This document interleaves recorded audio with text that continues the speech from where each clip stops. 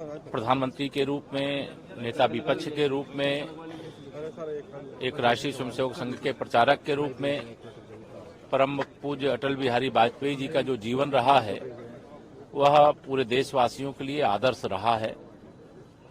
वर्तमान पीढ़ी जो भारतीय जनता पार्टी की है वह परम पूज्य अटल जी के आशीर्वाद की छाया में है। अगर आज भारत परमाणु शक्ति संपन्न राष्ट्र है तो पूज्य अटल बिहारी वाजपेयी जी के शासनकाल में परमाणु परीक्षण हुआ था। 25 दिसंबर भारत रत्न पूज्य अटल बिहारी वाजपेयी जी की जन्म जयंती पर उनको नमन करता हूं। और उन्होंने जो आशीर्वाद दिया था, जब कांग्रेसी भारतीय जनता पार्टी पर हंसते थे तो वह सदन में खड़े होकर के कहे कि आज तुम लोग हम पर हंस रहे हो, एक दिन देश तुम पर हंसेगा और भारतीय जनता पार्टी पूर्ण बहुमत की केंद्र में सरकार बनाएगी। और पूज्य अटल जी के आशीर्वाद से वह दिन आज आया है। देश में भी, प्रदेश में भी अटल जी की कर्मभूमि यानी उत्तर प्रदेश में और जो सेवा भूमि पूरा भारतवर्ष था, आज भाजपा ही भाजपा है।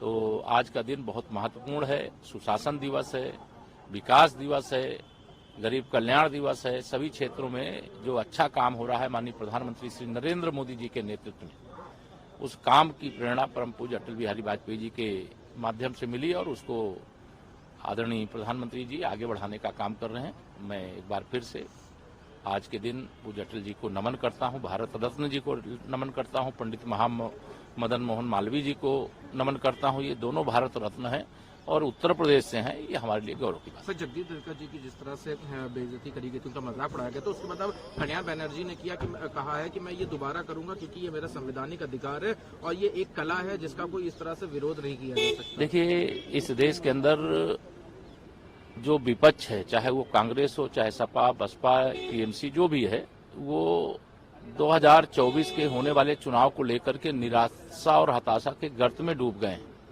उनको संवैधानिक पदों की मर्यादा का ध्यान नहीं है। कभी एक आदिवासी समाज की बेटी राष्ट्रपति बनती है तो उनका विरोध करते हैं, कभी एक किसान का बेटा देश का उपराष्ट्रपति बनता है तो उनका अपमान करते हैं, एक गरीब माँ बाप का बेटा जो चाय बेचने वाला और पिछड़ी जाति से आने वाला, ऐसे हमारे प्रधानमंत्री श्री नरेंद्र मोदी जी का अपमान करते हैं। लेकिन इनके द्वारा किए गए अपमान का बदला 2024 के लोकसभा चुनाव में कमल का बटन दबा करके देश की जनता लेगी। यादव जी ने महाप्रबुद्ध सम्मेलन किया था जिसमें अभी बात कही गई है कि ब्राह्मणों को लेकर जिस तरीके से स्वामी प्रसाद मौर्य, हिंदुओं को लेकर स्वामी प्रसाद मौर्य जिस तरीके से बयान दे रहे हैं, उस पर अब अखिलेश यादव रोक लगाएंगे, क्या कहेंगे? देखिए, श्री अखिलेश यादव जी उत्तर प्रदेश की जनता को मूर्ख न बनावें। श्री स्वामी प्रसाद मौर्य जी जो भी बोलते हैं, उल्टे सीधे बयान वह जो देते हैं, वो श्री अखिलेश यादव जी का लिखा हुआ पढ़ते हैं और वह सोचें कि अगर उत्तर प्रदेश की जनता को गुमराह कर लेंगे तो 2024 के लोकसभा चुनाव में समाजवादी पार्टी, घमंडिया गठबंधन, भाजपा विरोधियों का खाता नहीं खुलेगा।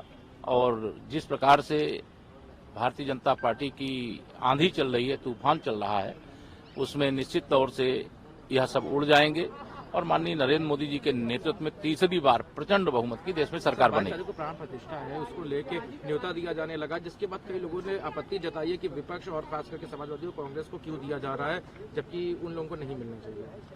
देखिए, कोई मैं नहीं जानता कौन आपत्ति कर रहा है और कौन निमंत्रण दे रहा है। ये श्री राम जन्मभूमि तीर्थ क्षेत्र ट्रस्ट और विश्व हिंदू परिषद के माध्यम से हो रहा है। उन्हें जिनको निमंत्रण देना है उनको दिया जा रहा है और जिनको आना होगा वो आएंगे। बाकी रामलला का भव्य मंदिर 500 साल के बाद बनने जा रहा है। यह जरूर उनके अंदर व्याकुलता है कि जो भगवान श्री राम की जन्मभूमि पर बनने वाले मंदिर के मार्ग में बाधा डालने के लिए कभी राम भक्तों पर गोली चलाए, कभी भगवान राम को काल्पनिक बताए, आज वह राम भक्त बन रहे हैं, हिंदू बन रहे हैं। ये भारतीय जनता पार्टी की विचारधारा की जीत है। कोई भी लड़ ले जी, 80 की 80 जब जीतेंगे तो